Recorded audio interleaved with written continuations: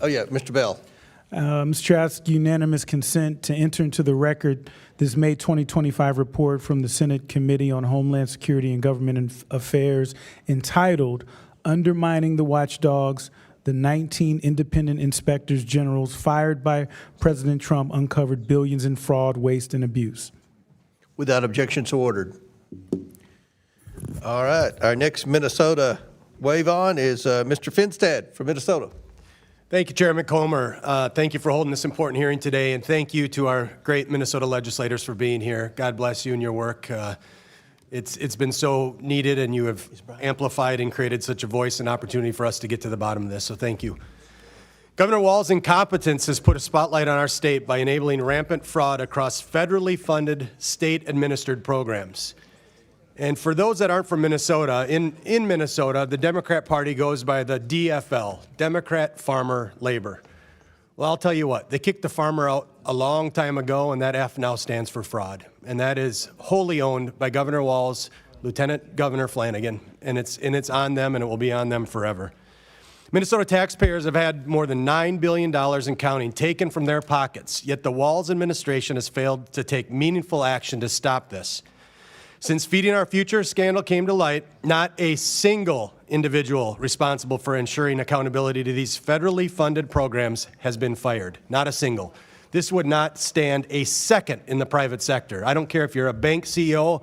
I don't care if you're a greeter at Walmart. You would not have your job with the incompetence that Governor Walz has displayed in Minnesota. Since I was first elected in 2022, I've joined my Republican colleagues in the congressional delegation, sending numerous letters to Governor Walz and his administration to expose the lawlessness occurring in our state with no response. The Minnesota state legislators here testifying have been on the front lines working to combat this failure and Governor Walz's failure to responsibly steward over the $9 billion in taxpayer money. I thank you for appearing here today. With that being said, we're talking about programs, housing stabilization, daycare, autism centers, Feeding Our Future. I mean, these are all compassionate, good Minnesota values. We want to take care of our neighbors in need. If our neighbors, if they're struggling to find the amount of money to put food on their table, we will take the shirt off our back to help our neighbors in need. These fraudsters preyed on the goodwill of Minnesotans. Minnesota is Minnesota nice, and these fraudsters knew it, and they took advantage of us. So I'm going to start with you, Representative Rarick. Thank you again for your leadership. During your tenure in Minnesota state government, how long have you been working on this issue, and what are some of the craziest, most egregious things that you've seen really that have been identified by the incompetency of our CEO governor of our state? Right. So I was elected in 2013, started serving then, and I literally have heard about fraud since 2013. And I'll tell you, every time that it was raised in committee by myself or my colleagues, we were essentially called racist and Islamophobic, or that the fraud really wasn't happening. I remember with the daycare fraud when there was credible allegations that it was $100 million back in 13, 14, 15, somewhere in there. They prosecuted closer to 5 to 10 million, and so instead of the 100 million, that was what was prosecuted. And so Democrats would say, well, it's really not 100 million, it's really just a couple. And so I know that we had a gentleman behind us come and testify in front of us, and he had a tracker, and they spent the entire time besmirching his good character as opposed to actually talking about the fraud. And that's what we've experienced nonstop every day. So thank you for that testimony, but also thank you for being strong. Because the politics of intimidation, name-calling, race baiting, they want us to shut up. They want this fraud to continue. And so thank you for being strong.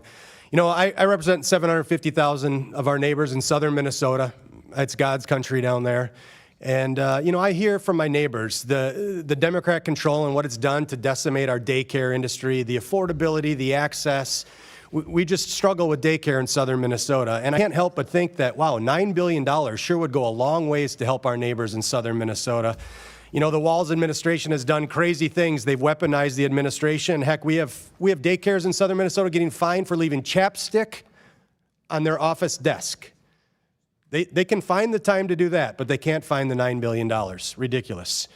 Representative Robbins, the Democrats at the state and federal level, so we're talking everyone from Angie Craig, Ilhan Omar, Tina Smith, Amy Klobuchar, Tim Walz, Lieutenant Governor Flanagan. Have they helped at all in your committee work? Have they been a part of it? Have they said, hey, we want to help try to get rid of this fraud?